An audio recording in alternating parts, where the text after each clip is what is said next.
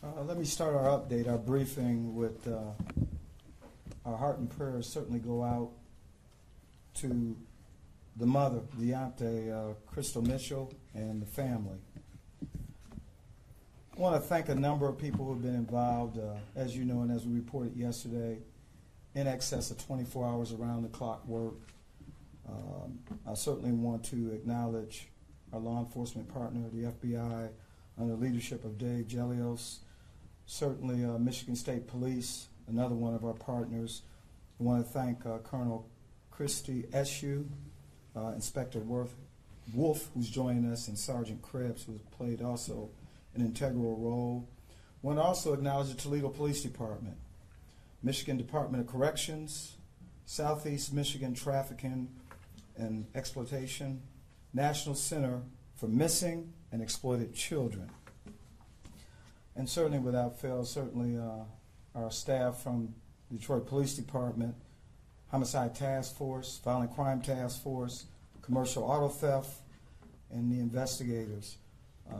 In looking at just the staff, law enforcement personnel from the southeast area here in Michigan, in excess of 100 law enforcement personnel worked on this case. Very diligent, very committed. So very thank you for their work. I also want to give a special note out to Lieutenant Cole, who was involved in this from the DPD for 28 hours. And by the way, he was celebrating his birthday. But he was certainly committed for the mission, so we're very thankful. And there's so many individuals to thank. But as you now know, approximately 8:30 this morning, we discovered a young male body found in the area of Harper and Baldwin. We should note that we have not confirmed that this is the body of Deontae Mitchell. So we're waiting on confirmation certainly from the medical examiner's office and certainly pending information from the family. Throughout this investigation, we served a number of search warrants and canvassed the area. In fact, we served 3 search warrants, and in one located evidence, and we did recover a firearm. We can't say at this time that it was the same firearm that was depicted in the video. Again, around-the-clock work by investigators. The bright side, if you could say that, certainly is tragic whenever there's a loss of a young life. But the bright side is that we did arrest the suspect, Gregory Walker, 45 years old, and a companion, a female, 43, in the city of Toledo, in the state of Ohio. And we're also actively searching for 2 additional suspects, and I will give you their picture and ID. First suspect, by the name of Ernest Coleman. He's a black male, 30 years, 5'10", and 145. This would be Ernest Coleman. We'll make this photograph available. We're asking for the public's help. He needs to turn himself in. Second suspect, by the name of Roy Portis, P-O-R-T-I-S. Black male, 5'1", 6'1", 180 pounds, black hair, brown eyes, and this is his picture. Again, we'll make this available to you at the conclusion of this press conference. Certainly, we look at the circumstances, very troubling. I won't be going into details. This is still very much an active investigation. We're still combing through evidence. We're still processing. We did recover the vehicle that was described, the black Impala, so we're processing that. And at this point, before we turn over to questions, I'm going to ask that Dave Gelios make some comments. Thank you. Good morning. It's been an unusual 24 to 48 hours for me. Yesterday I had the privilege of going out to the community safety hub in southwest Detroit, where the community has taken steps to take back their streets and protect themselves and join together to combat violent crime. While that was going on, we had a great deal of resources addressing what we view in the FBI to be one of our highest priorities, and that's crimes against children. And I think it's important, given the circumstances of this case, for us to consistently make a plea to the community when these sorts of things happen. We constantly rely on the media, and we constantly rely on the community to come forward with information. And information was critical in this case once the information was put out there. I can tell you that in this investigation, we had a great deal of resources given the priority we place on crimes against children.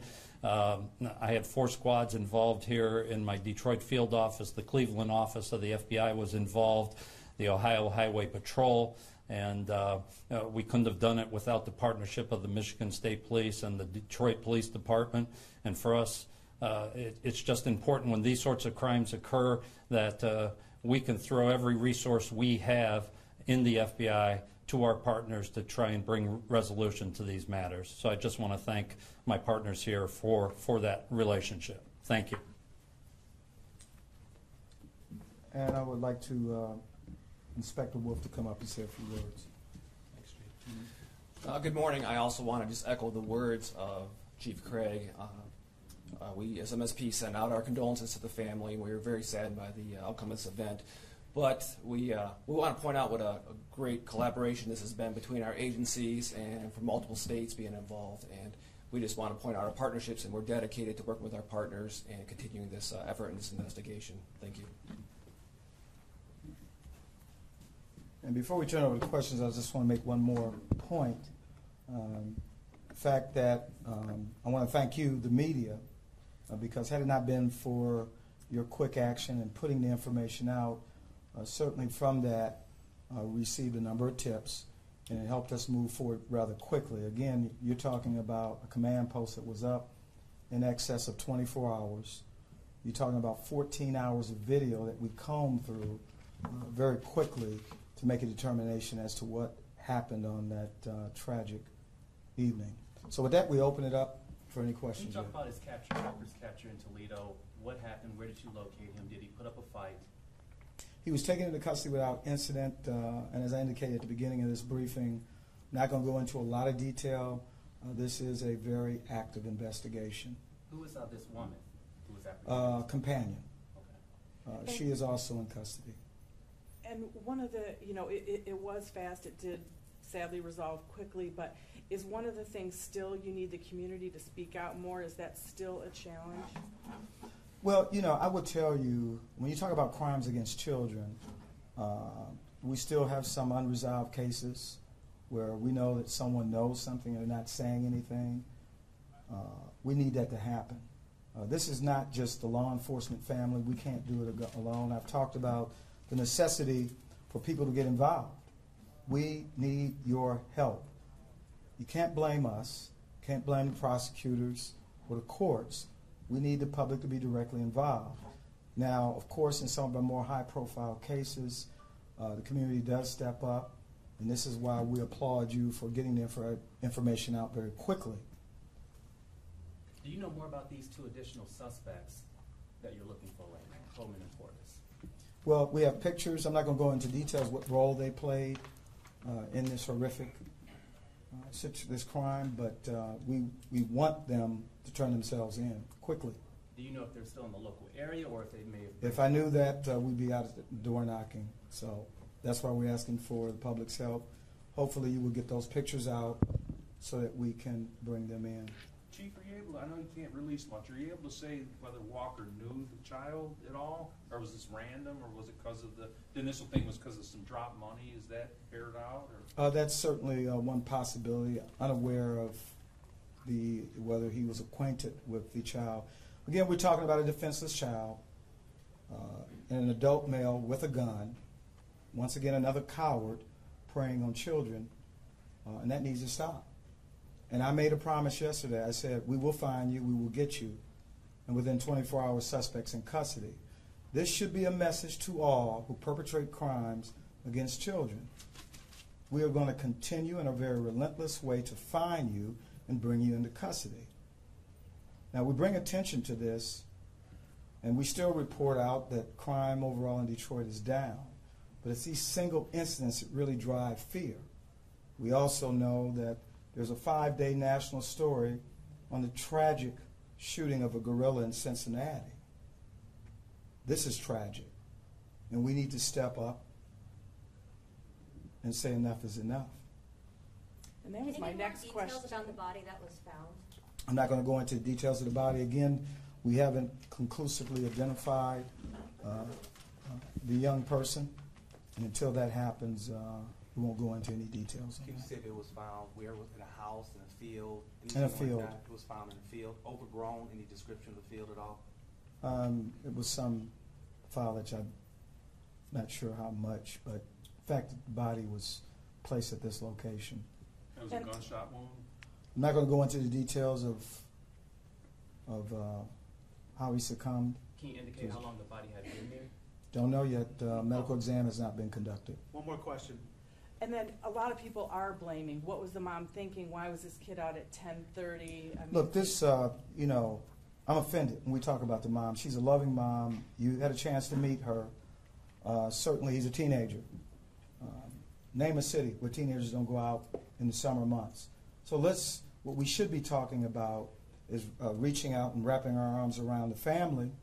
Our thoughts and prayers should be with the family, not why the child was out at 10.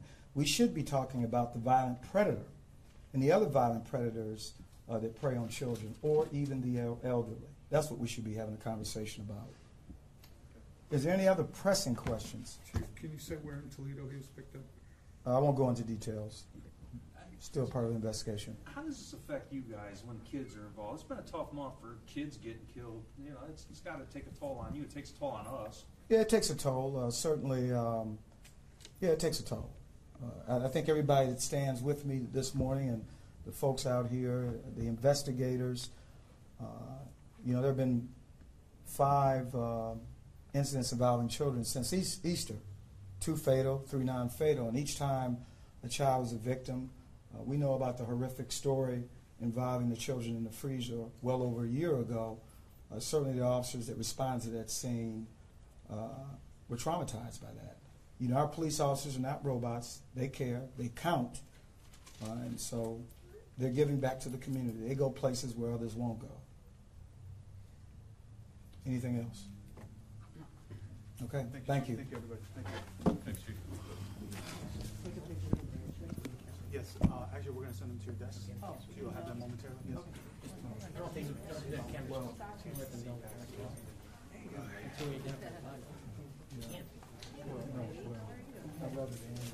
Excuse me, sorry. Did you want to address the Amber Alert, the reason why we canceled? Yeah, certainly folks are available for one-on-one. The Amber Alert is not canceled, and that's only because there has not been a confirmation on the young male that was located. When do you think? I don't work for the medical. I'm sorry. I don't. Yeah. Thank you. Thank you.